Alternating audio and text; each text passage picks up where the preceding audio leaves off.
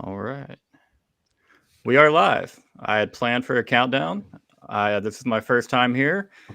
Did not get a countdown. We'll work on that. But welcome to Ghost and Friends. This is our first episode edition rival Twitter legends. And obviously, as you can see here, we have some of the biggest legends on the Twitter sphere for the college football media world.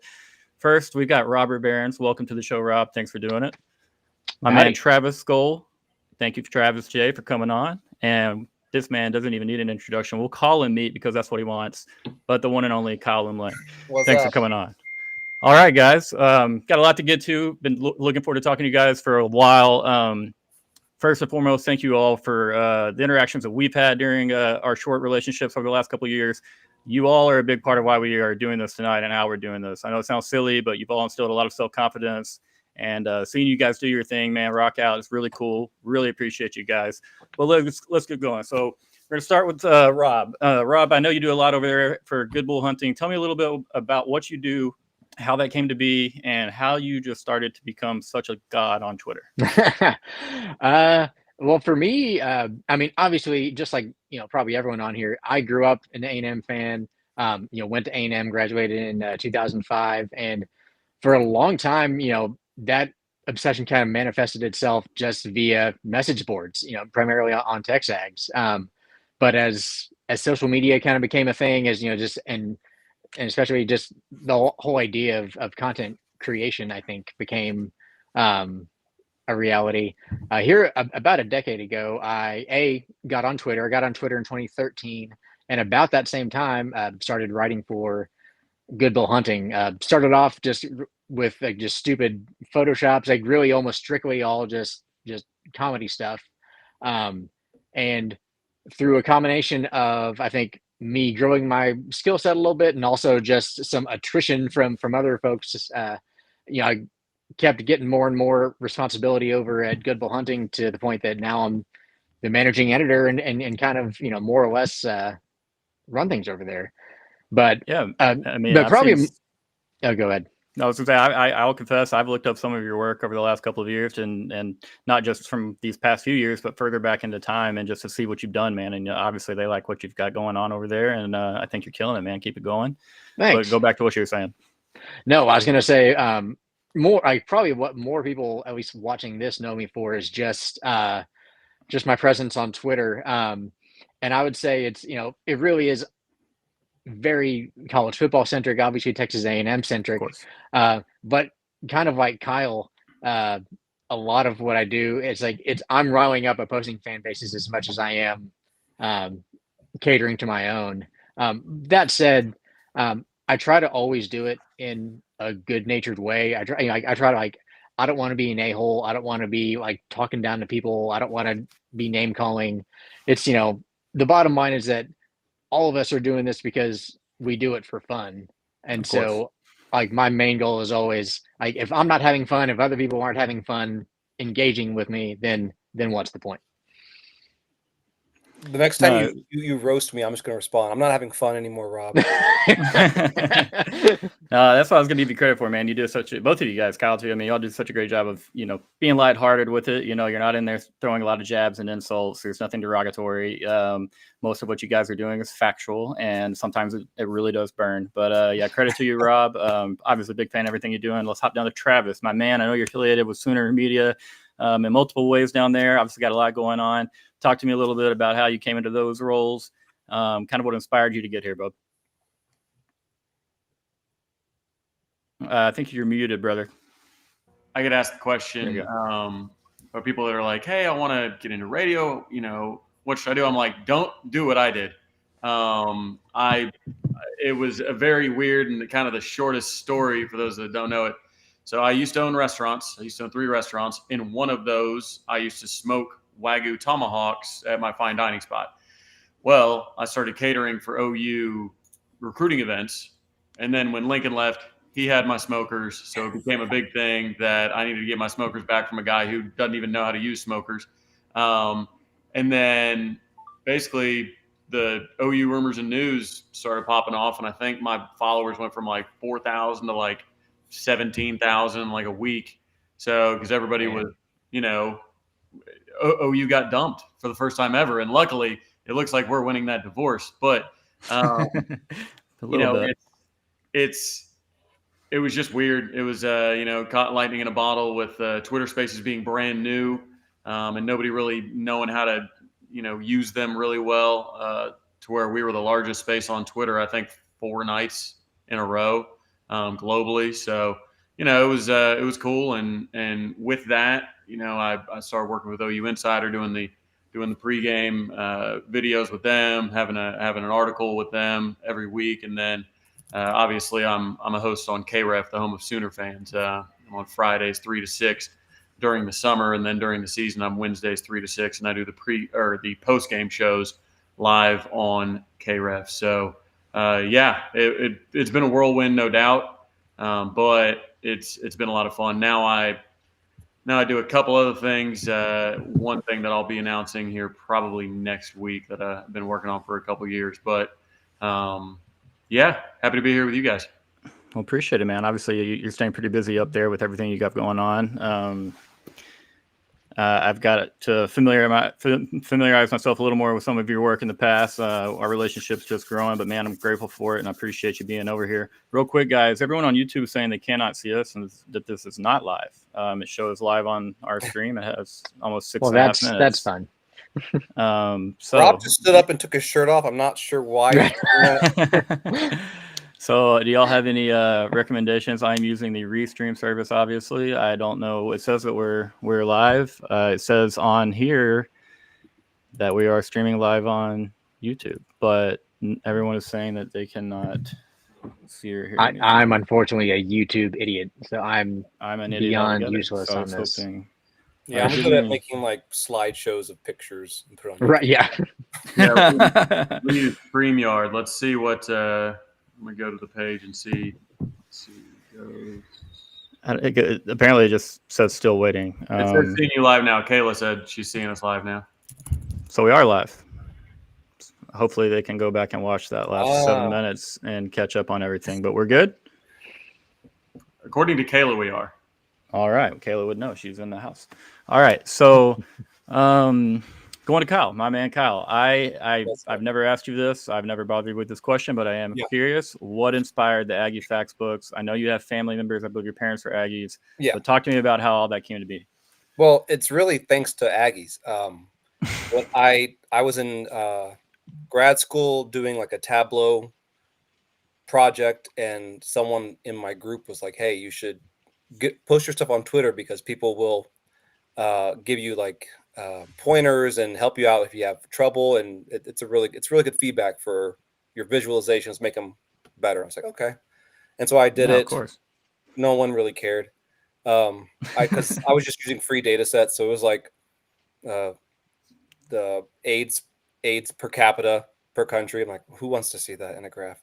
Or like the price of soybeans around the world. Like we can't really do much with that. So I did one college football one, and it blew up. Sam Ellinger retweeted it. It got like 1,000 likes instantly. I was like, okay, I'm doing only college football stuff because no one cares about this other stuff. So I started in like pro Texas, everything. Anything that makes Texas look good, I was tweeting about it. Just everything. And then I met these trolls. I didn't even know what the word was. And they would come back with, yeah, but what about the last decade? A&M runs the states, Texas sucks, screw Texas. And so I started doing just like pro Texas and anti A&M tweets, and those started getting a lot of engagement. Apparently everyone dislikes A&M just as much as me, apparently. So it's really good engagement. So I just this guy named Rude Dog, I think he pissed off Blinken Riley one day, and he started Aggie Fact Thursday, and I kept going with it since. And you can thank him. He's the one who started it. Wow. Okay, I've definitely seen his account at times. And now we're kind of throwing in Tennessee Fact Tuesday, I believe. So you're working on that. Yeah, that one's okay, but no one really cares. I mean, you got to build it up, man.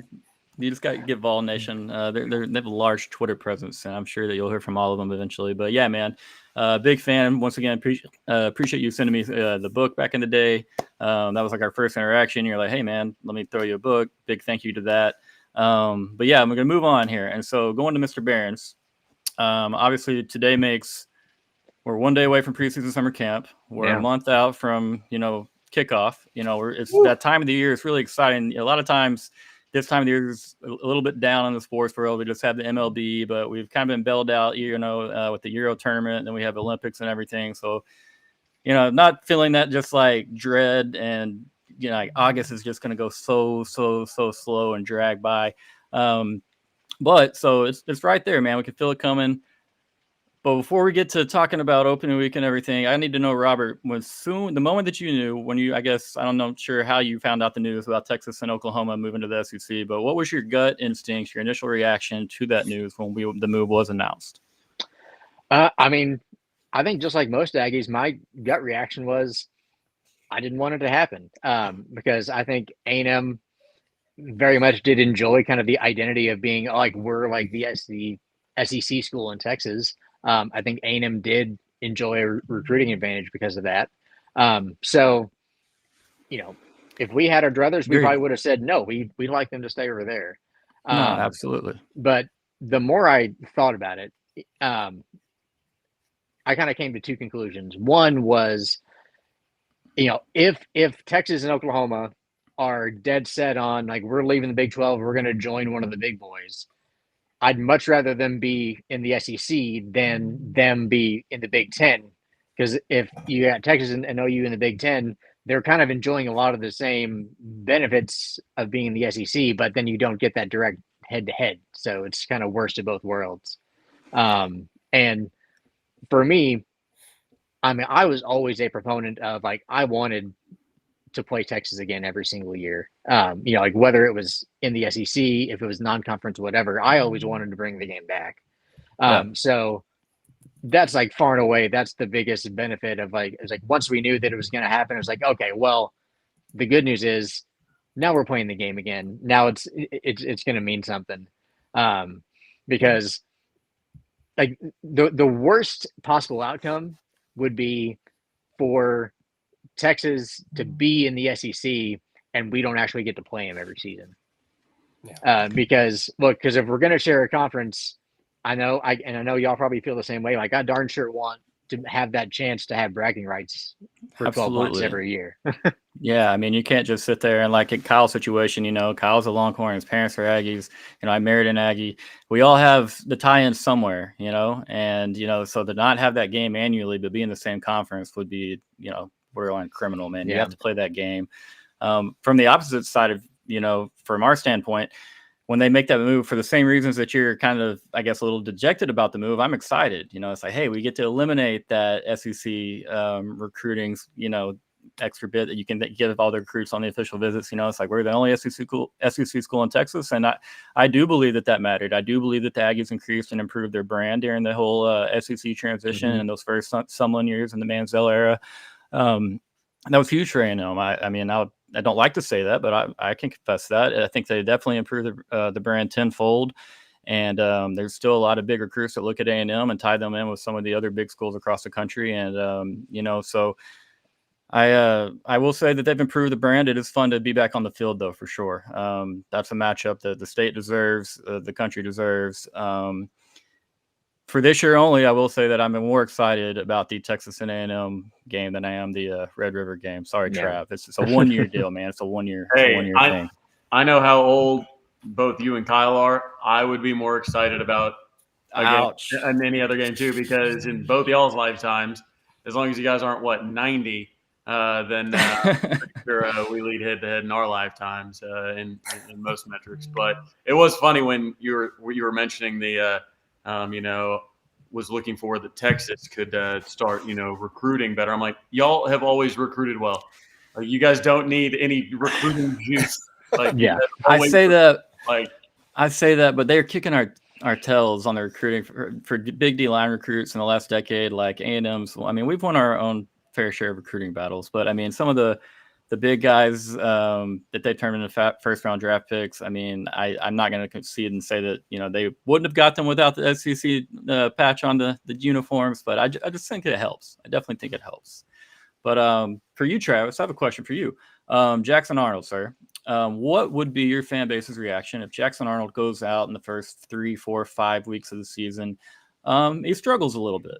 Sooners drop a couple of games. You go into Red River with, let's say, 2 losses under your schedule or under your belt.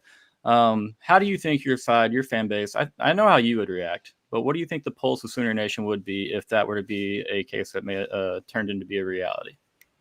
Well, I would look to last year and kind of measure it off that. I mean, Dylan Gabriel was, kind of like a mid-season Heisman odds guy, putting up big numbers, sets a school record with 8 touchdowns in a game.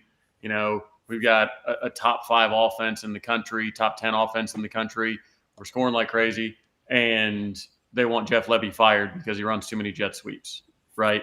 They are thinking Dylan, oh man, he underthrew somebody or overthrew somebody. We need to put the 5-star in and see what he can do. Like, so many OU fans have been, beaten into submission since 2000 of being an offensive program, not a defensive program. So right, it's tough because the standards really are they're unreachable. So I think if that were to happen, of course, people would get the pitchforks out. I think Jackson's gonna actually. I don't think he has to go out there and be Kyler or Baker or Jalen or Caleb or anything like that, because I do think we're going to have a top 3 defense in the SEC. We've got, just in the preseason all SEC teams, we've got 2 defenders on there. And then obviously the big Dominic Williams transfer coming in. He may end up all SEC, who knows? But third year Brent Venables defense, it's going to be a defensively led football team. And I'm not sure OU fans are like, even realize that or can understand what it feels like to root for a defensive led football team again, because they were so used to Lincoln Riley and Josh Heupel and these guys that were, throwing the ball all over the yard and spreading everybody out and scoring a bunch of points. Well, that's not really a Brent Venables identity team. Sure, you're going to score a lot of points. Look no farther back than last year, but if you don't have the number 1 offense in the country or the top 2 offense in the country, then you're underachieving by OU standards as of late. So I think it's interesting because when Brent Venables got hired, we all said, hey guys, we're going to be a defensive-led, tough, tenacious football team now. We're not going to be, the trying to blow out the light bulbs on the scoreboard like Lincoln Riley was. It's like, it's going to be different. And they're just so trained, to be. I mean, like I said, Jeff Lebby went and got a head coaching job in the SEC, had like a top 5 offense, and people were going to put for sale signs in his yard. I mean, it's just the standards around here are just silly when it comes to offense. So well, I think they might go Michael Hawkins at that point, or Casey Thompson in year 11 or whatever. It's insane that he's at Oklahoma now after everything that's happened.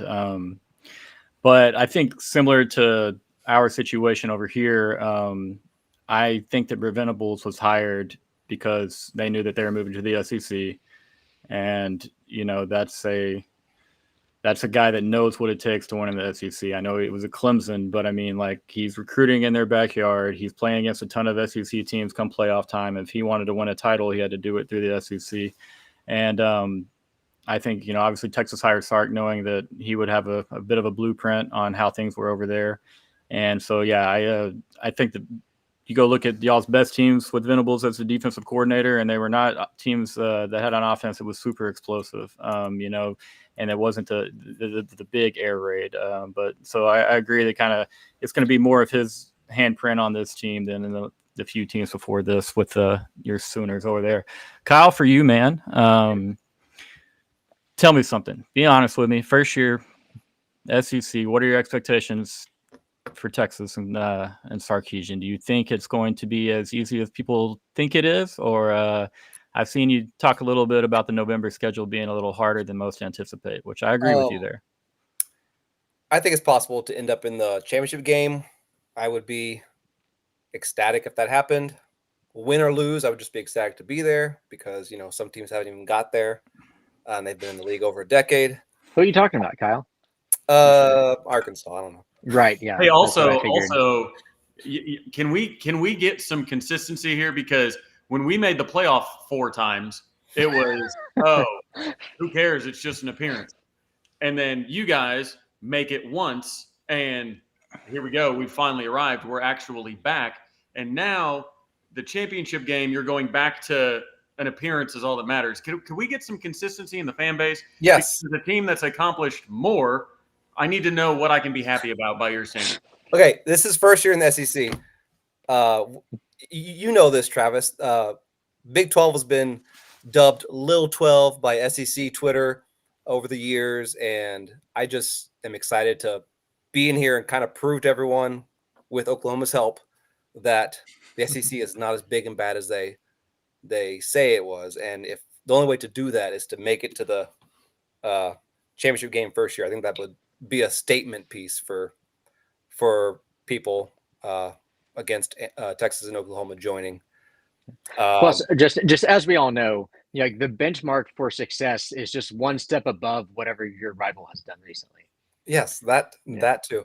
And also, so last year in the Big 12, an appearance in the championship game was not going to make anyone happy. We had to win it. It's different circumstances this year. First year, I think it's very possible. And I'm not just homering it up. No, I agree with you. Got a favorable schedule. I think that there are some obviously road games that could get in the way at the end of the season over there. But yeah, we'll take it how it goes, man. I guess I'm not going to get you into calling your actual shot. I'm not going to do the same either. I will say that I'm optimistic. I'll call it 11-1. 11-1. There you go. Who's the loss? Georgia?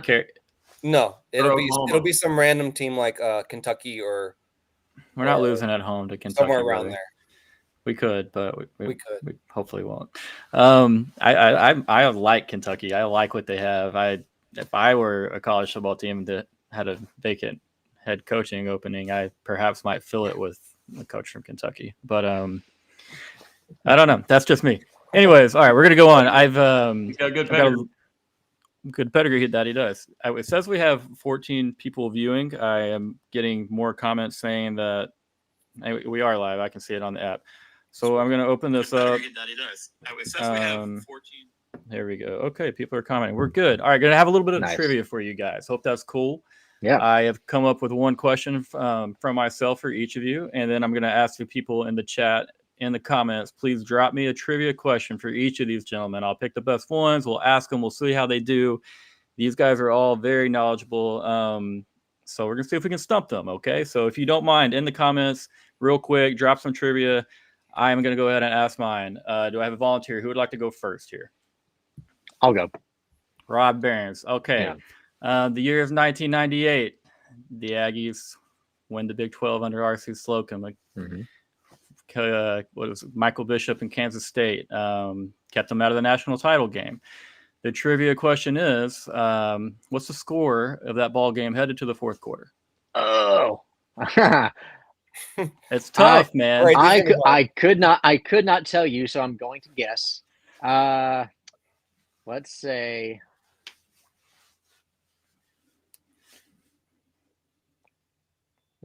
28-14. Very close, brothers. 27-12. Okay. I knew that y'all came back. I wanted to go ahead and look it up, and I was like, man, that's kind of an obscure. Yeah, I knew it was too so tough. I was like, that's a good one. That'll be tough. Travis, we'll hop down to you, brother. Oh yeah, he can go. Yeah, you want it, Kyle? Yeah, I want the hard one. All right, Kyle. The 2005 Rose Bowl. This is Texas, Michigan. Mm-hmm. You have Rose Bowl was played on New Year's Day, so 2005 is the year, 2004 season. But you have Texas, Michigan. Vince Young accumulates 372 total yards. He has 5 touchdowns. Only one of those touchdowns was through the air. Who did he connect with on his only passing touchdown in the Michigan game? I'm going to guess Swede. I have no idea. It would be David Thomas, tight end. Oh, tight end. He caught everything. He was always open. He did, man. That was his guy. Except for in 2004, he didn't really catch much against Oklahoma in that 12-0 barn burner. But anyways, and then to Travis. All right, man. You think you can get it? Let's go. This one hurts a little bit.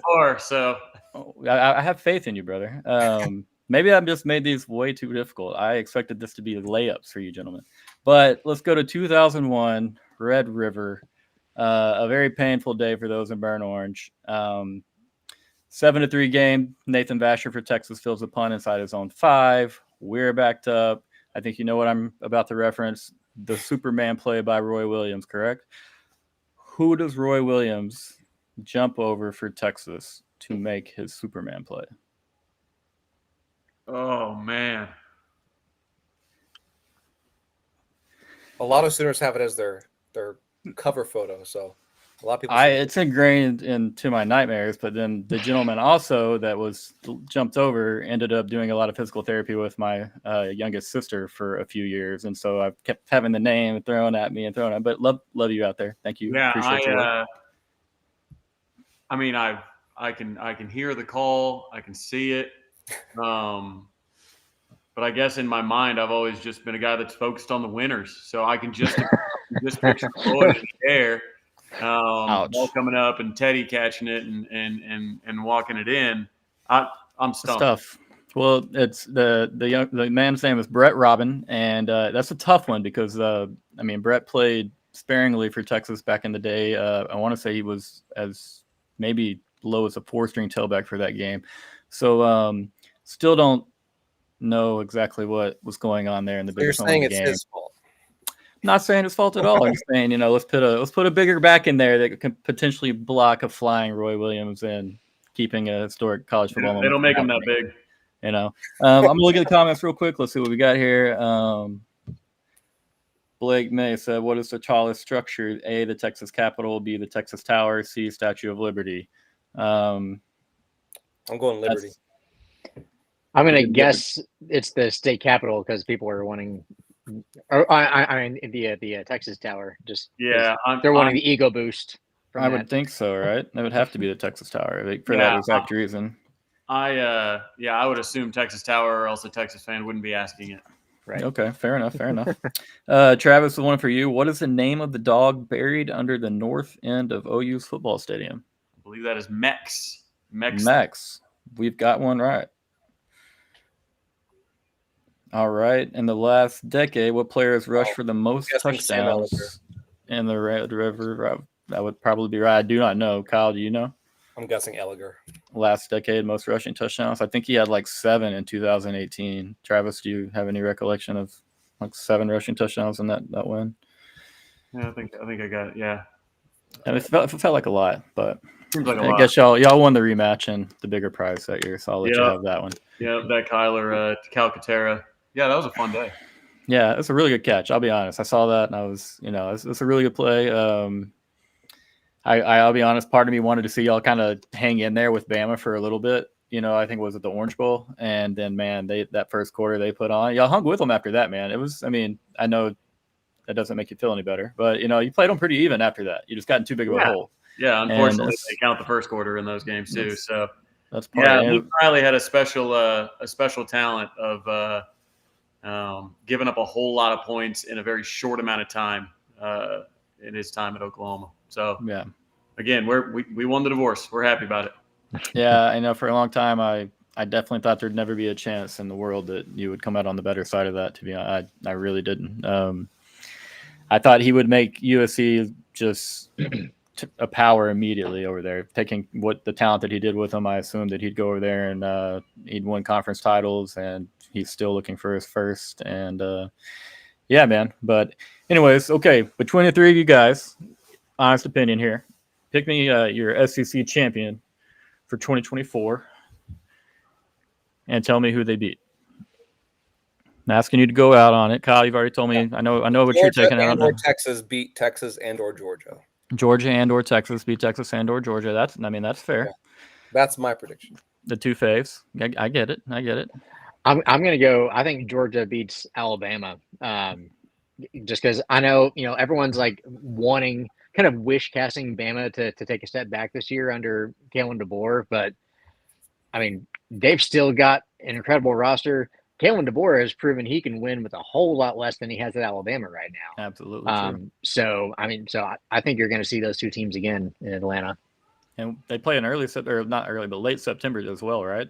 I don't know exactly when, but yeah, you're right. They play in the regular season Georgia too, so that'd be You got Round Texas. two. They've got Bama and Texas within, I think, 4 weeks or a month of each other. But Yikes. what about yourself, Travis? What are you looking at, sir? Are you ready to make that call? I'm going the Robert direction, but I'm gonna take it, a step further and say Alabama actually beats Georgia Nice. in the SEC championship game. I think that, again, as you said, DeBoer's won everywhere he's been, and he's now got more talent than he's ever had. I think Georgia's schedule is going to eat at them a little bit.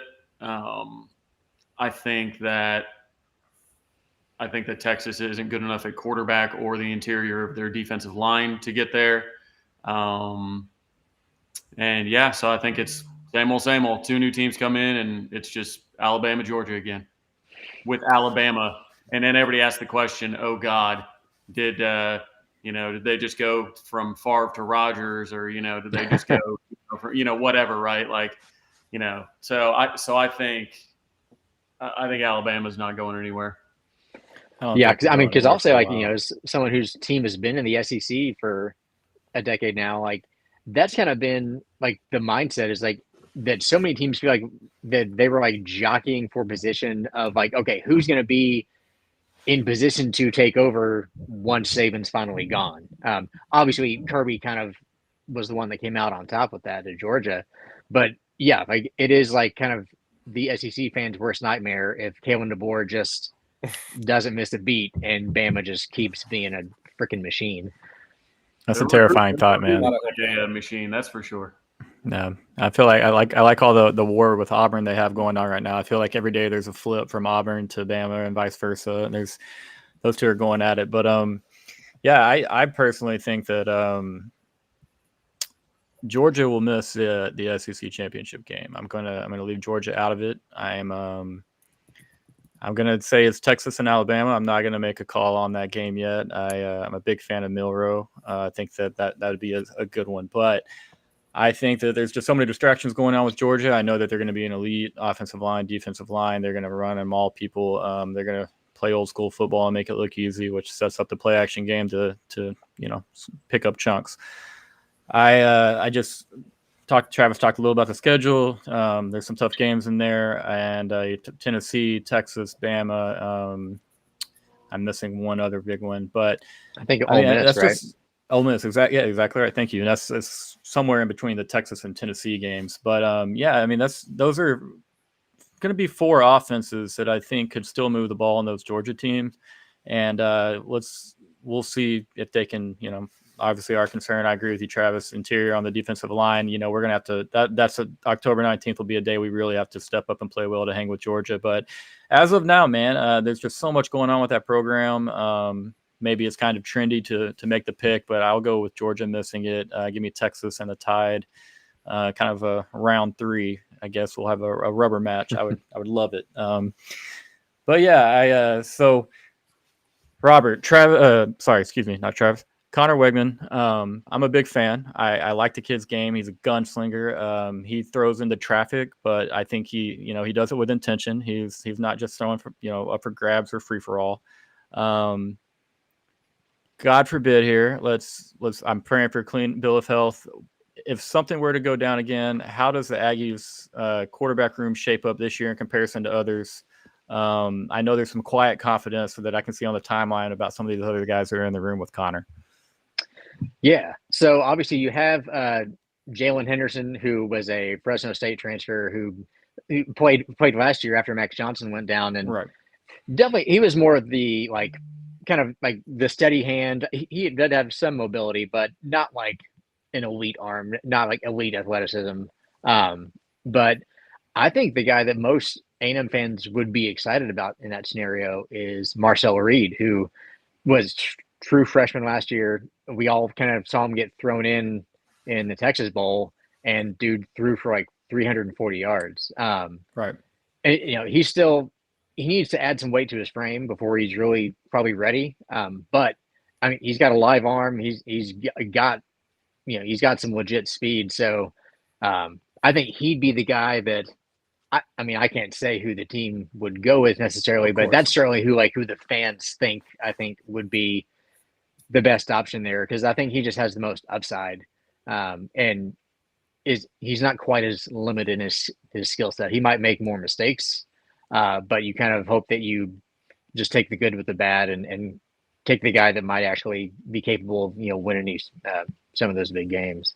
But I will say, but A&M friends we will just like lose our minds if we lose our quarterback again for the 4th year in a row. I didn't want to ask a question, and I really am, but I've seen so many references to Marcel, and I had to ask if there was some louder talk about him. And I know that Connor's QB1, and you're going to ride him until you can. And I'm rooting for the guy. I think he's had a tough time. That injury last year in the Miami game was you don't want to call an injury fluky. Is it still an injury? But it was such a weird injury. And I mean, and obviously, the lingering effect of that was a lot longer than I anticipated to be in. And you feel for the kid at a certain point. You want him to be healthy and get his fair shake out there. Kyle, tell me something right now about Quinn Ewers. What's your range on Quinn Ewers? Are you one of the Quinn Ewers truthers? Or are you like, Quinn's the guy no matter what, like he's going to be the guy? Or are you a guy that, you're one of the guys like on Twitter who is like, one incompletion here, and it's just like, hey, maybe we got to start looking another way. No, I hate people who start calling out for the next quarterback. Like, thank you. Game 2 of the season, like, just let him play. I am pro whoever is leading the team. Whether like Sam Ehlinger, all of his years, I was pro Sam Ehlinger. Well, he retweeted you. You got to be pro Sam Ehlinger. Yeah, I haven't got to pay him back. Quinn Ewers, I've liked him since he got on campus. I'm going to like Arch. I'm going to like the guy after Arch. He's the real deal. No, I'm with you. Same as you. I'm all about whoever's leading the team, has a full charge behind them. That's my guy. All right. And I think Quinn's gonna be thinking about that last pass in the Washington game a lot. So I think he has. I like how Travis just kind of like hovered down, and then the second he hears that last pass against the Washington game, he like pops up.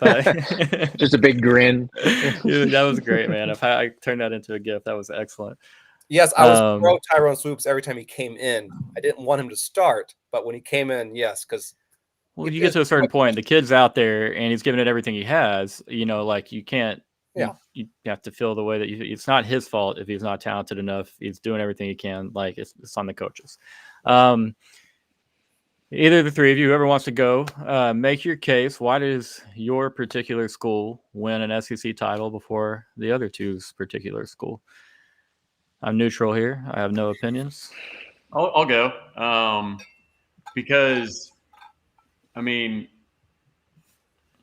we've won more conference titles than any school in the sports history. So we at least, we know what we're doing.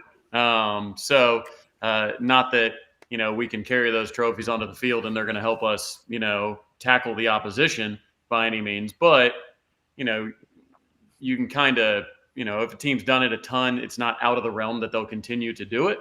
I think it's because year 3 defenses and beyond of Brent Venables are like historically like top 5 in the country units. I think that combined with, our quarterback recruiting that is basically second, probably only to Texas, with everybody we've got in the pipeline. I think you got a coaching staff that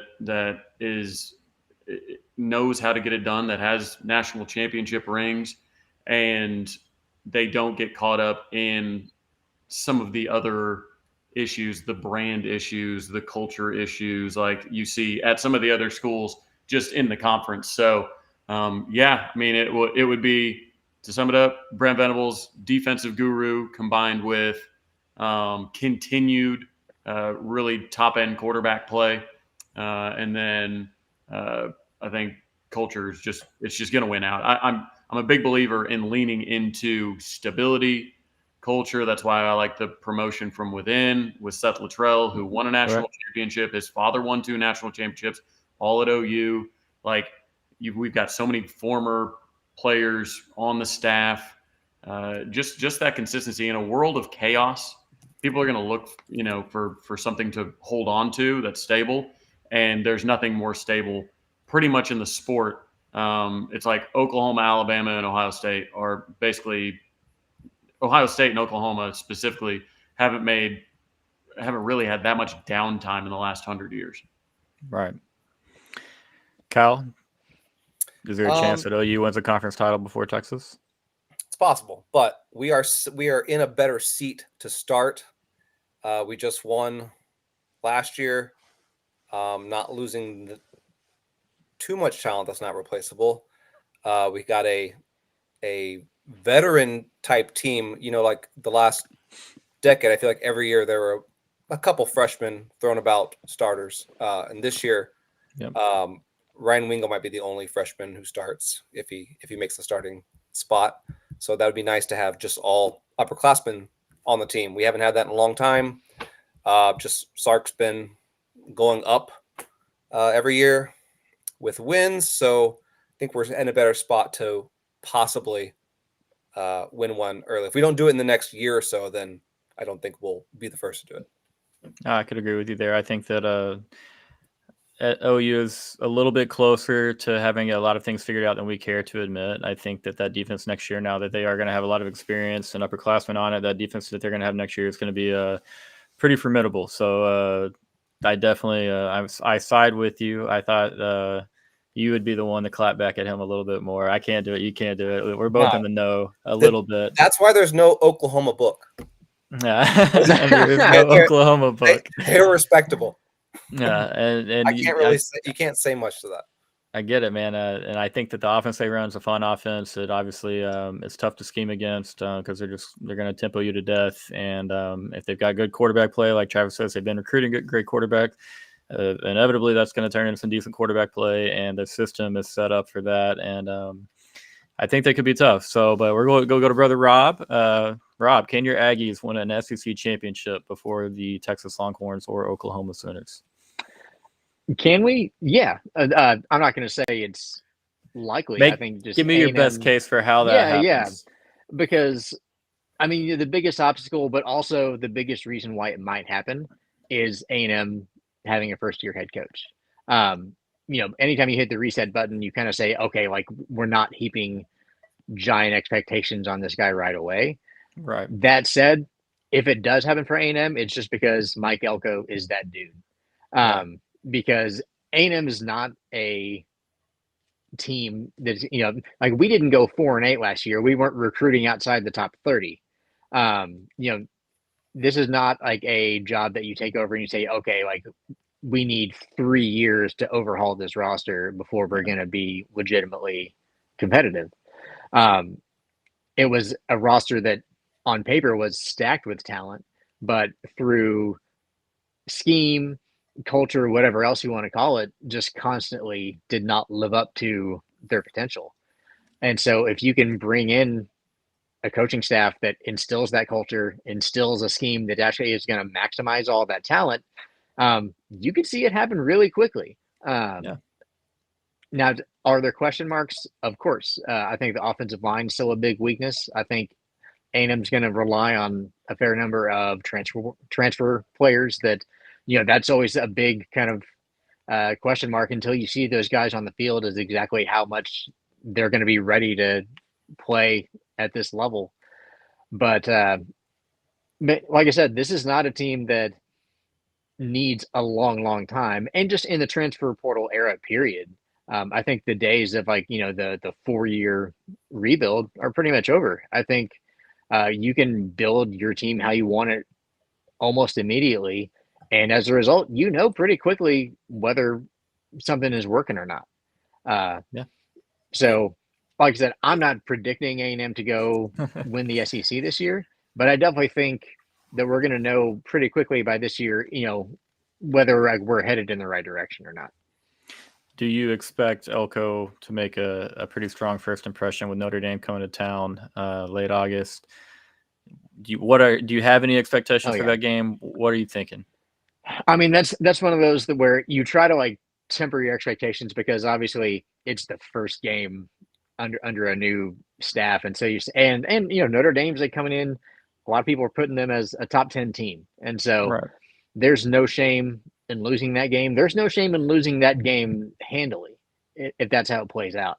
I think a lot of A&M fans are hoping / expecting that to be a pretty competitive game, if only because all the reasons I just talked about with A&M having the talent to compete, and it just being at Kyle Field, and you hope that home field advantage can swing some points in your favor. But my goodness, like if A&M does pull off that win, we're going to be just completely insufferable. Like any hopes Elko hype of like train. tempering optimism will just go right out the window. We'll all be buying, flights and hotels in Atlanta. It's it's going to get out of control really quickly, and I will not apologize a single second for it. Well, what is the spread on that game is super tight. What isn't Oh, it? are y'all last time I saw it, I favored? think it was like A&M like minus like 1.5 or something like that. Yeah, I mean, I was so gonna I say, I mean, think it's gonna be one of those classic barn burners where it's gonna be like a field goal game at the end. yeah, I It can see it, terrifies me man. as an Well, anti-A&M rooter. And the thing I think is going to come down to is, A&M for years, offensive line has been a weakness for us. We're hoping it'll be better, but I think it's still not going to be completely fixed right away. And Notre Dame has one of the top defensive lines in the country. Meanwhile, A&M, we're, I think, quietly hoping we're going to have a pretty stout defensive line. And you have Notre Dame, who essentially lost almost their entire offensive line from last year. So that could be a Right. game where it's just the defense living in the offense's backfield all day. I And think so it'd be one of those where it might actually be really boring for 9-7 the halftime casual score. fan, but but for the Nick people Scoreton's involved, gonna have like is gonna 4.5 be amazing. sacks and 9 tackles. Like I could see God willing. both of your edges living in the Notre Dame backfield, but at the same time, we're gonna have to see a little more improved O-line play from the Aggies to we'll see, man. I'm not gonna write anything off in that game. Vegas knows at Kyle Field, sorry, that's a huge plus, a big advantage. Do they have a kickoff time posted for that yet? Is it going to be That's it's a night game. I want to say 7 okay, p.m. good. It's About to say, ABC. man, everyone's gonna melt out there in late August at Kyle Field Yeah. in a 2:30 game. But so yeah, I think that a win there goes a long ways when you look at schedule overall for A&M. You've got your toughest games, going forward at home. I believe you get Missouri at home, Texas at home. Do you get LSU this year or no? Or is this no LSU this year? LSU is at home also too. at home. I mean, I would have understanding if all you guys get really, really excited if you find a way to get past Notre Dame and Marcus Freeman there in the first week. That'd be a big win for Elko. Obviously, he's got a lot of familiarity with the program and the people of A&M, and so that hype would of get course, pretty loud. and you can't ignore the talking point that Notre Dame's quarterback, Riley Leonard, Yep. was Mike Elko's quarterback at Duke. So, Yeah, it slipped my mind. That guy's such a gamer, man. At Duke, that guy would go out there and just get whipped around. I mean, he's making plays, but he's paying for it, and he's getting back up, and he's that old standard high school the white jersey high school kid that's just his jersey's just beat up, and he's got grass stains everywhere, and like his jersey is like that every game, man. And I got respect for that kid, so I might be rooting for the old Golden Domers in that one against you. I don't know. We'll let you know. But it's funny though, because with Riley Leonard specifically, like A&M, everybody says, oh, they're just dropping bags, they're doing this, that, and the other. Texas obviously gets accused of the same, dropping bags. OU, as of recently, has been accused of the same and whatnot.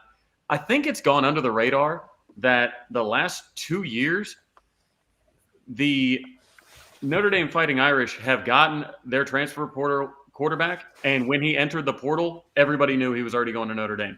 Yeah. Sam Hartman entered, and everybody was like, he has a do not contact tag because he already knows off to Notre Dame. It's like, oh well, that's strange. I thought they couldn't talk to him until he was in the portal, and then the next year it happens again. So it's like Notre Dame has done it back-to-back years of tampering with a quarterback that's not in the portal, getting them to come there, but they're like, oh, but touchdown Jesus, people, come on now. Yeah.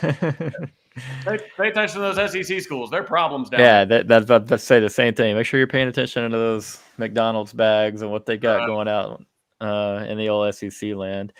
Yeah, speaking of that, Kyle, are you a big recruiting guy? Do you follow the recruiting I side of hate recruiting with all my being. It, is, I wish it I was doesn't more matter like you. if it's crystal ball predictions by everyone, and it doesn't even matter. I have been surprised so many times. It's just I don't care. I just wait till to see what class we sign. That's about it. I will I mean, say that's crystal ball predictions are one of the worst things ever to happen to college football. that. I don't know who came up They with don't it. help anybody. The coaching staffs hate them. Yep. The kids don't like them. Like the only people that like them are Shannon Terry and all the on 3, 247 rivals people.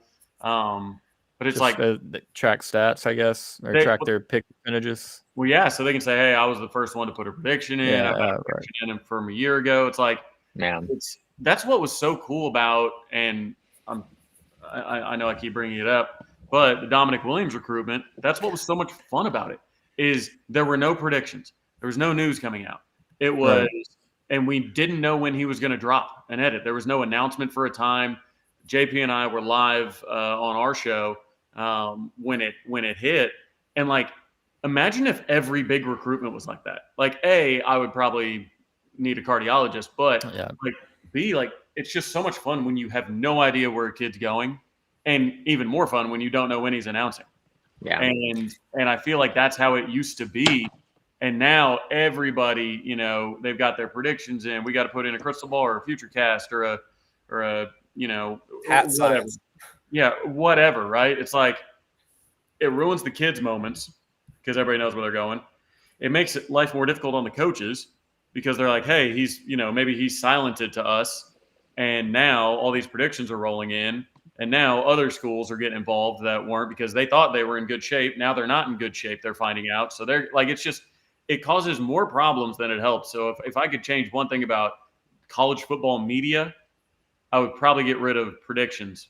Second, I would get people to understand the difference between individual successes and team successes because that list came out like it came out every year. ESPN put out the top college football players since 2000, and Baker Mayfield's number 2.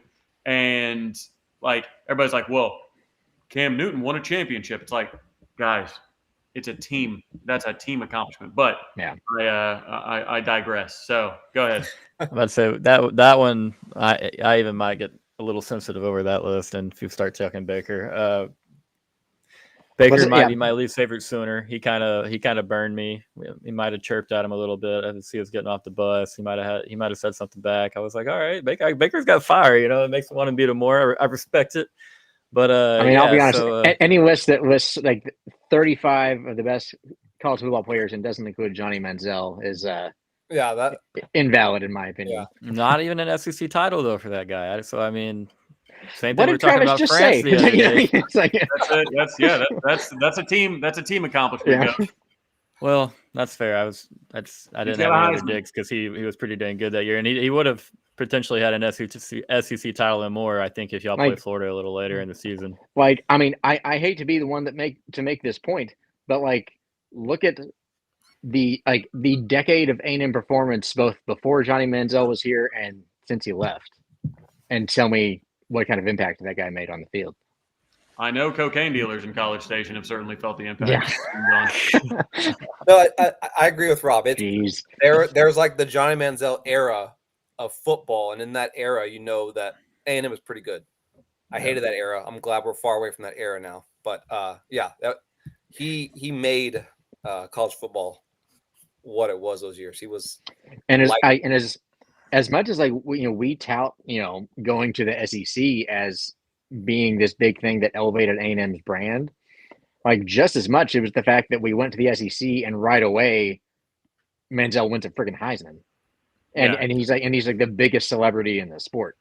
And Mizzou goes to the SEC title game. Like it's like and no one cared. Right for A&M and Mizzou to go in and have instant success is not really and let's be honest, less talented teams.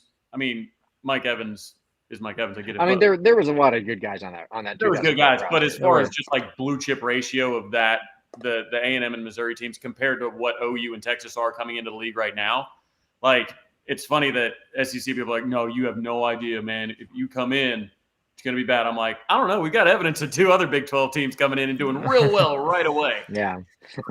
I mean, obviously the spread offense that Kingsbury and Summerlin ran was a little bit unique in its own way, and they had a very special cat running it in Johnny Manzel. But like just their tempo and everything that they did was something that the SEC wasn't accustomed to at that point. There wasn't that type of offense and with those type of players, because I mean, y'all had some receivers back then, brother. That, like, I mean, y'all were pretty strong.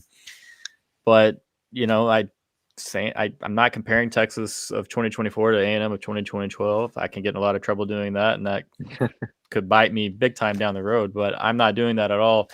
I'm just saying, obviously we're built a little bit differently, but I think that the Texas offense is built to give the SEC a lot of fits. It's going to be the fastest offense that I can remember Texas having since I've been a fan of. I don't know if Kyle agrees, but I can't remember a team that we've had that's going to have overall team speed like the team that we're going to have, or as far as offense goes. I can think of, one of 3 guys carrying the ball that I'm going to be comfortable with. We have more depth on the O-line. So like, yeah, I feel good about it. I'm not going to go out and say, that we're going to do the things that A&M and Johnny did in year 1. Our success might be a little bit different.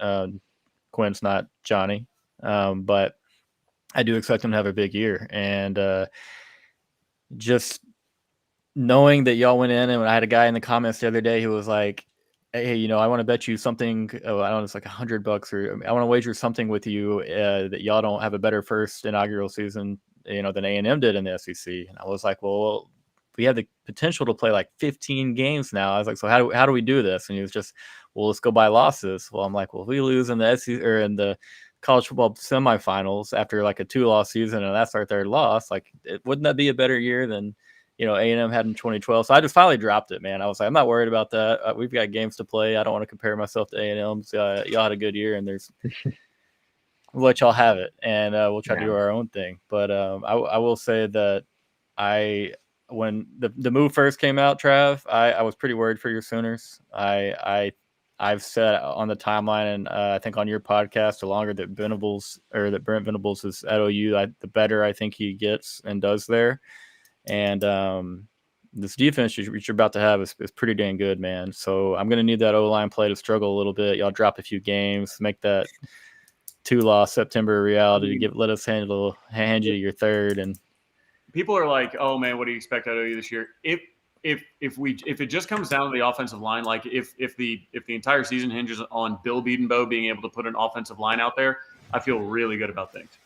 Because he's one of the best offensive line coaches in the country. He's got quite the track record. He's had nothing but success. So it's like, and his technical worst years, I guess, like were once Lincoln strength and conditioning staff, specifically Benny Wiley, just totally neutered the offensive line room. I mean, I had an NIL deal where I took the offensive line out with the marina, took them fishing, and anyways, we were sitting at breakfast. And they were like, one of the offensive linemen said none of us under Benny Wiley could bench 300 pounds. None of them. And that's I was insane. Like, for an offensive lineman, like that's all you do is push. So, but they had him running distance. It was crazy, man. Like you look at USC's offensive line, and Caleb Williams was running around like a chicken with his head cut off. Yeah, that's what happens. So so now Bill has Schmitty back. Thank you, A&M. And we couldn't be more excited about that. But with Venables, it's not only the defensive scheme, everything like that. It's getting away from the Riley culture, the gilded culture of, hey, let's just get some 5-star wide receivers and a 5-star quarterback, throw it around the yard, see what happens. Like, they had a linebacker coach or a linebacker coaching like corners or safeties, like something nonsensical, like, oh, you're a defensive coach, just pick a position and go coach. It's like a high school staff, just put you wherever. You got it. It was you know defense. Right. So anyways, it was, we're glad to get away from that. It just takes a while to get that stink out of the program. Yeah, I will say, like, I stay away from getting into like the Longhorn Sooner debates on Twitter, but I end up seeing a lot of it just because of the people that I follow. And I have found it interesting that, you see so many, I think, Longhorn fans trying to dunk on Venables and basically downplay, I think, OU's prospects. But I can't help but look at what OU has done in the past 2 years, kind of what their trajectory is, and say, man, like it looks a heck of a lot like Sark's first 2 years in Austin. It was better than You Sark. know, yeah, So, like, exactly. I definitely have comments real quick. Kyle only has another minute or two with us. I'm going to ask Kyle one more question before you go, brother man, if you don't mind. What is with Aggie? Your parents are Aggies, correct? Yep. Okay. What's your overall A&M Texas favorite memory? What overall can be anything? It can be sports. It can be something at the house. Like what when you think of that rivalry, what comes to your head? Last game we played, 2011. Me and my brothers and my dad were all around the couch. 2 brothers went to Texas. Other brother and my dad went to A&M. So it was just back and forth the whole game, just talking smack and stuff. And when it came down to the very last like field goal and stuff, my Aggie brother he turned off the TV and threw the remote and ran upstairs and slammed his door so hard that like pictures were falling down the stairs. And me and my other brother were just like looking at each other and smiling, and it was the best. And you got him right there. You've got the eternal scoreboard, and you've got that for a while. Well, up until until now, there's no such thing as the eternal scoreboard anymore. Right. I hate that we're losing that, but I've been rooting to play them since I've been on Twitter, so I'm very happy. Oh yeah, man, this would be really cool for you. But once again, brother, I'll let you get. Thank you very much for coming on. Thanks for having me, man. Anytime you want to come on, brother, you're more than welcome. Yeah, we'll see you soon on Twitter, man. Yeah, nice seeing you, Travis and Rob. Yeah, see you, Kyle. Yeah. Later, bub.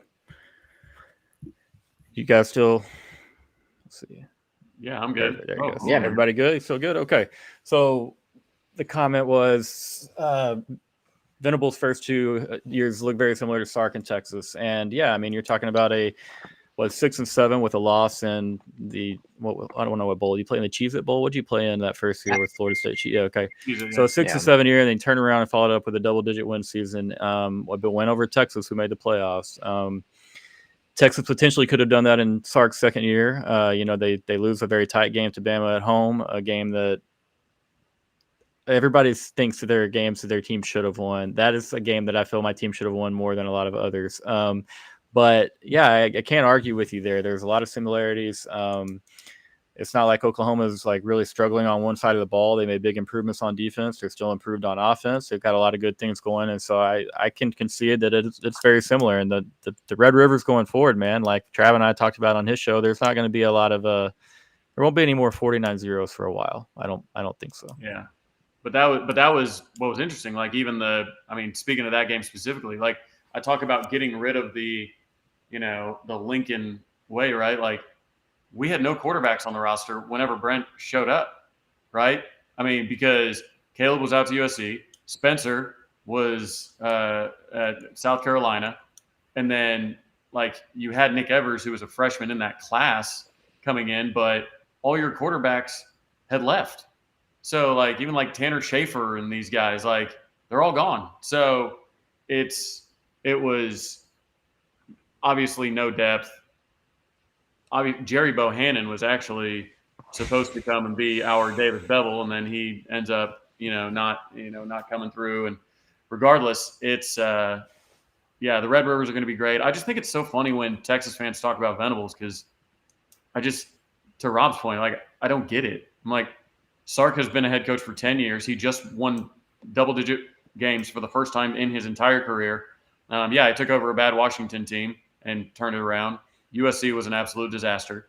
Like at every place he's been, he's won. His winning percentage is lower than the average school winning percentage. So he is quite literally at every school he's been a head coach at, he's been a below average head coach record-wise. So I think that's interesting because he's been at 3 places that are good places, right? So I think it's interesting that Sark is. I mean, you look at all the polls now, and it's Sark top 2 coach in the SEC. This, that, and the other. It's like, wait a minute, what are we doing here? Like I was laughing. I saw a Big 12 poll. I saw entering the 2022 season. I saw a Big 12 poll. One of the I don't remember. I'll have to go find the bookmark. But one of the big accounts made a Big 12 coaches ranking list, and Sark was next to last. I want to say. And it took 2 years, and I get what you're saying. I get the hype around Texas headed over to the SEC and with Sark and just where he ranks overall as a head coach. I mean, we still have a lot to prove overall as a program. Sark as a head coach. I get why you guys get tired of seeing it, why you get tired of listening to it, and I mean, really, what it's done for us over the last 20 years is it just gets everybody in Austin so confident, and then it doesn't work out. So actually, like we don't really mind it because we have long memories and we understand that the hype in the offseason doesn't get you anything. Now it does affect recruiting, of course, but it doesn't get you anything like once the game starts. Once that ball kicks off, it doesn't matter what the lists are. But any lists, like Rob was talking about, any individual player list that doesn't have Johnny Manzel on it is invalid. I feel the same way of any list that has Kalen DeBoer behind Steve Sarkisian as a coach. Can we talk about the 2 games though? If we're gonna say that, we have to at least talk about the 2 games. Okay, the Alamo Bowl, we don't have Bijan or Roshan. Like neither of our top 2 backs played in that game. We have Quinn Ewers. We have Xavier Worthy playing with. Was Texas more talented than Washington then? Probably so. Yeah, Okay. I'd say it. Yeah. But no, I mean, Sark did fumble the ball twice in the second half of the Sugar Bowl. I'm not trying to dog our kids. It's a painful loss. He is 0-2. I get why you would have questions about why KDB is behind Sark on any list as of now. But, man, I want my 3rd shot. I would like it to be soon. Hopefully we get that SEC championship game that I'm predicting for today. It could change tomorrow. But, Rob, tell me and Trav one thing we'll be surprised by when Texas or OU come to the SEC. Is there anything that might catch us off? Anything we need to know? Tricks of the trade? I mean, I would say, like, from the A&M perspective, you hear so much about like these like super like hostile environments and like when you go on the road and like fan like horror stories. I feel like when we joined the conference, they kind of like rolled out the welcome wagon. It was kind of just, because for everybody, whether it was like us going to, Baton Rouge or someone else coming here, it's always like, it's one fan base's like first time kind of experiencing that. Right. And so we found there's really a lot of like kind of communal like respect among SEC fans of just everyone kind of like welcoming each other in and and like trying to show each other a good time because I know like LSU in particular in 2013 like you hear like people like talk about when they find out you're going, they're like, oh no, like like watch out. And like the worst thing that happened was literally like people yell tiger bait at you from 50 feet away as they're like laughing about it, which who cares. So yeah, I'm already worried. We're gonna go on road trips, and they're gonna be like, "Oh my God, everyone put the horns down! It was awful." And yeah, right. I'm hoping that we're a little more thick-skinned than that out there. Yeah. They're just taking Sam's lead. Sam said he'd never, he'd make everybody pay for it. He'd never forget anybody that disrespected the University of Texas by putting the horns down. Yeah, no, that's between Mac and which I get why Mac Brown did it after the I don't know how much but the whole Mike Davis incident against Texas Tech, I want to say in 2011 or 2012, like which sparked this whole situation. Between that and then Sam's tweet, I don't think we can ever beat the allegations. No, I publicly do not care. The smoking gun that I will forever use. I get it. I get it, man. That's and quite a I will gun. say so. But as much as I want to dog on y'all for that, both like the media and like the conference, they never do y'all any favors because like the question it's not anything specific to the horns down. It's any school gesture, any like disrespectful gesture essentially that's going to get penalized. And so but like the media asks specifically about horns down, and so then you get answers specifically about the horns down. I know, when right, no. like the only thing that anyone is saying about it is basically it's going to get applied the same way for that as it would any other gesture. I mean, it's like there's the famous thing of a Tennessee player a few years ago that he scores a touchdown in the swamp and he does the gator jump at the student section and he got a penalty for it. And I mean, people don't talk about those situations. No. And I'm not saying that any of it should be a penalty. None of it should be. Let's not say that the media treats Texas unfairly about anything. Well, I don't know. Because yeah, I mean, well, once again, like they know what they're doing because they know when they talk about Texas, it gets engagement both from Texas fans and from folks like me who get pissed about it. So Right. it's everyone's just playing the game. Exactly. The Texas brand has never been a victim of national media. That's for sure. They want them to be good. So, but at the same time, like the media is asking, I can't remember the guy that he basically laughed it off and was like, "No, it's not going to be a penalty." You know, if you ask me if that's ruining someone's experience or whatever, no, what is the answer? Like everybody's like, "Ha ha ha, Texas." See, he said it's not going to be a penalty. And we're just like, we don't care. Like, I don't care. Most people I know don't care. let me get the Sam Ellinger tweet. That's a good point again. But everyone except Rodney Terry doesn't care. See, and that's the third case. Yeah. And my voice will never be as loud as either of those three gentlemen. So like it's what we're cooked, man. The allegations are what they are. And I think I tweeted like when the whole like Rodney Terry thing broke, I said like he is like setting back the "we don't care about the horns down" movement decades tonight. I tweeted as well. I mean, I was frustrated. Like I never want to like dog a coach or anything. But that wasn't it, man. Like he was over there talking to players and like grabbing, and I was just like, come on. I mean, we're past it. We moved on. He's moved on, but it's just like, you're not helping me on Twitter right now when I tell these strangers that I don't care about their silly hand sign. It felt like the Breaking Bad meme with Walter White in the car. And he's yelling like, through the window. I felt like that was the entirety of Texas Twitter. Oh man, the horns down. I needed that. No, that's so good. I will say like it bothers me sometimes. Like I'll be like watching an A&M game, and while obviously just as a Aggie, like I always want us to do well. Like when things are going like particularly badly. Like it does cross my mind that like the worst part about this is how miserable Twitter is going to be after this game.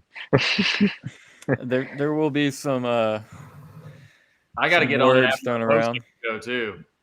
I got to deal with drunk Sooner fans calling telling me that we need to fire this guy or bench that guy. And after the bowl game, oh my gosh, it was like the most depressing radio of all time. We need to burn those tapes. I don't understand that though, man. It's a bowl game, and you weren't playing the playoffs. You have a quarterback change. Like, why are we, living and dying? And if you go out there and you compete, you lost the game because turnovers. Like, that's why you lost the game. Like, what are we so upset about? The entire season was, hey, look, Jeff Levy's offense is it's all based on decision making. You have to be a good decision maker, so you have to know the offense in and out to make those quick decisions. Like, it's not all about arm talent. If it were all about arm talent, Jackson Arnold would have started the entire year because he's got an insane arm. But Dylan Gabriel has played a billion college football games, so he makes the right decision. He always pulls. He goes to the right receiver. He makes the right reads. He's seen every defense you can see, everything like that. So going into that game, I was like, look, we're going to see that. We're going to see a guy with a ton of arm talent that hasn't seen a lot of football or haven't seen a lot of defenses at this level, and that's what happened. All of his turnovers were just the wrong decision. Just being a little bit of a gunslinger, trying to fit balls into tight spots. It's like he couldn't get the ball to places. It's like, no, it's just he made the wrong decisions when they went back and watched the film. I'm sure he was like, oh yeah, I should have handed it off there. Oh yeah, this receiver came open. I need to see that better. So I mean, that's what they're focusing on in the offseason. But yeah, the bowl game, post bowl game was nuts. But Robert, you bring up the hostile nature or maybe lack thereof in the SEC. I had this conversation on radio the other day. It's like, I feel like you remember I'm sure you remember the video of Fowler, Herbie, and Bear sitting in the back of that SUV with red Solo cups talking about Kyle Field. Yeah. I'm familiar. Right. So it was like, it's loud. It's a great atmosphere, but is it intimidating? Is it hostile? Right. Like, I feel like it doesn't. I feel like too many people confuse those two things. Just because a crowd is insane and loud, and like that doesn't come across as hostile to me. So I'm excited for the environments to go and have I think LSU is like the only one that could maybe even teeter on hostile. But I think if you're dealing with semi-mature people, they understand. Hey, look, mutual respect, accomplished program, like whatever. Like Texas or like Kyle said, there's a reason he doesn't have an Oklahoma book. Like so, it's one of those things. I don't expect to be treated like royalty as we show up, but I would be shocked if every environment is just hostile. Like I'm having to dodge beer bottles and you know empty Zen containers from the frat boys, and like I don't think that it's going to be quite that bad because when Tennessee fans came to Norman, they were awesome. The Tennessee the OU fans that went to the Tennessee game, I mean they said they had a great time. Now that fourth quarter and overtime, kind of maybe they were just nice to him because they were winning the whole game, and then Baker flipped the switch, but. All of our interactions with other bigger fan bases have been fine. Like it's honestly a lot of the smaller, you know, like Big 12 fan bases and whatnot that give you more hell than what I'm expecting to get in the SEC. I could see there being a big time mutual respect. I mean, you know, a lot of big time programs have gone at it, you know, against each other for a long time, and they've done those dances. Rob's the expert, man. So I need you to put together a little guide for us, little manual on how to go about. What's your favorite non-A&M SEC football stadium, sir? You don't have to visit it. Maybe if you have, obviously that's a plus for you. But whatever you want. And I'm gonna stick with games I have visited just because I feel like that's the only fair way to do it. And so I am gonna go Death Valley, because Death Valley that's the only one I've been to that I feel like was like as loud or louder than Kyle Field was. And the only other two I've been to the Swamp, and I've been to Sanford Stadium in Georgia. And all of them great. But definitely Tiger Stadium was the only one that I was like, it is like impressively loud in here. Yeah. I was sad our 2020 trip was canceled due to COVID. I was excited to get over there and check it out. I've still yet to be over there, but from everything I hear, I mean, you guys, LSU, A&M, I personally wanted to get to Jordan O'Hare. I think that's going to be a really good time. I know Trevor, you got to head over there. Y'all, let's go to.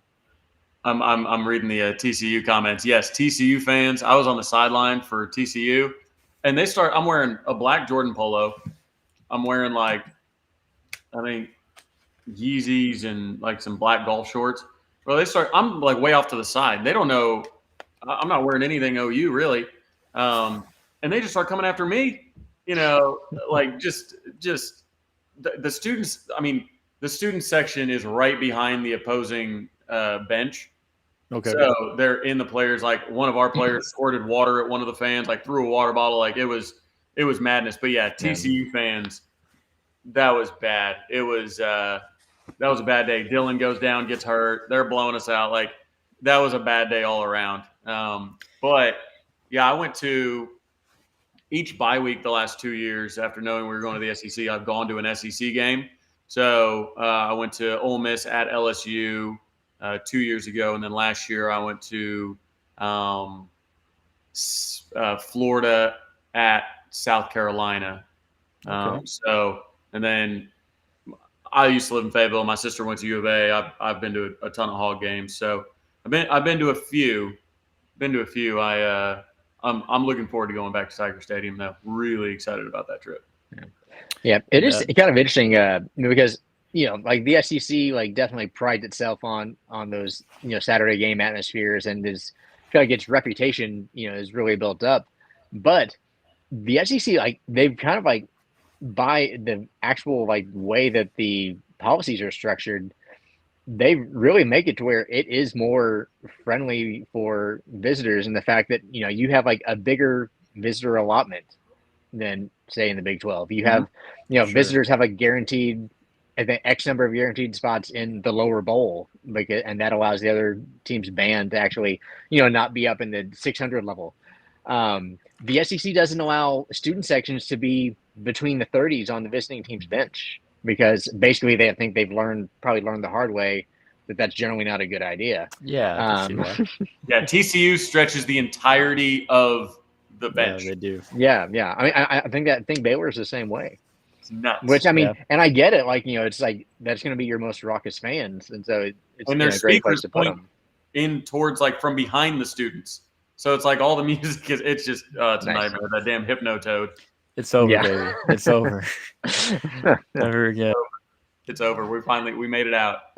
It's it definitely felt, once the initial announcement was made and it was confirmed by everyone that the move was inevitable, and it's summer of 2021. I think it was mid-July, and it's like, dang, man, that's going to be forever. Which at the time, I guess a lot of people were assuming it was 2025, but everyone obviously knew it'd be at least a year earlier, in which that's what happened. But it definitely still felt, 3 years out. It is cool that it is finally here. I'm very excited. I can't pick probably just one stadium that I want to check out because I just haven't been to a ton in the SEC. But I'll be back at Old Kyle Field on the 30th. I'll make another rendezvous over there, check that place out, see how y'all are doing.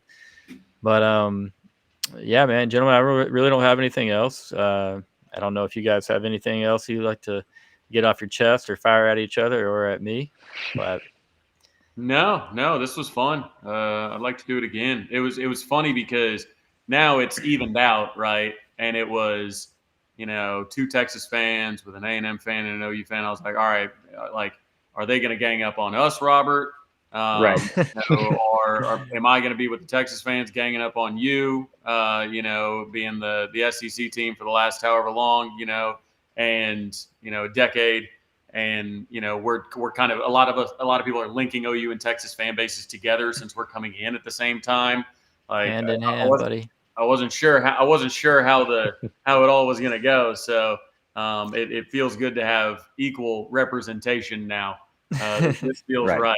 This feels right. I miss you, Kyle. I miss you, but this feels right. I feel like I know my place in this structure. Well, I can see more of you guys now. I can see it's closer. We're more together. But no, we should definitely hope to do it again. I know you guys a lot going on come this time of year and going into the fall. But if we can figure anything out, I mean, obviously we can talk off camera and work that out. But definitely like to have you all on again, maybe before the year or the season kicks off, and that way maybe a little bit friendly in this one. Maybe we can go a little more at it next time, though. But Once the games start, all bets are off. Yeah.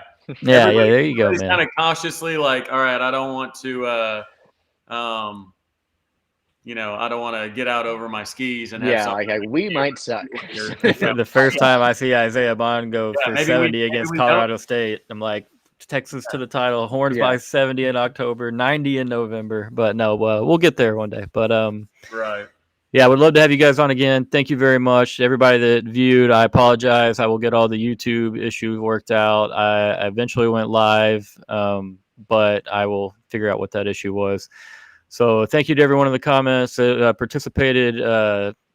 Appreciate you guys once again. Let's check out with that. Everyone have a good night. Thank y'all very much. And Uncle Horns. Gig 'em. There we go.